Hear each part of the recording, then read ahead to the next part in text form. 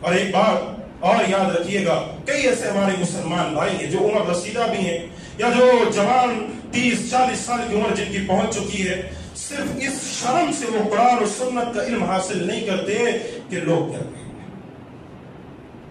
اس شرم سے، وہ شرم کی وجہ سے نورانی قاعدہ نہیں پڑھتے کہ لوگ کیا کہیں گے کہ 40 سال کی عمر ہوگی، 50 سال کی عمر ہوگی، اب نورانی قاعدہ یہ پڑھ رہے ہیں، اب قرآن سیکھ رہے، اس شرم سے وہ نہیں پڑھتے۔ یاد رکھنا، اگر تم نے یہی شرم اختیار کی تو کل اللہ کے سامنے تم یہ نہیں کہو گے کہ اللہ پوچھے گا قرآن کیوں نہیں پڑھا، اللہ شرم آ گیا تھا، یہ کہو گے؟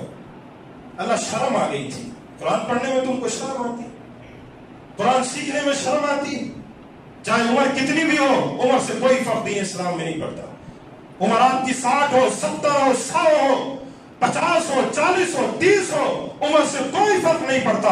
نورانی قاعدہ اگر آپ کو نہیں آتا، قرآن مجید پڑھنا نہیں آتا، آپ شروعات سے سیکھنا چاہتے ہیں تو بالکل بے جھجک سیکھیے، اور اگر کوئی آپ پر ہنستا ہے وہ بدبخت ہے۔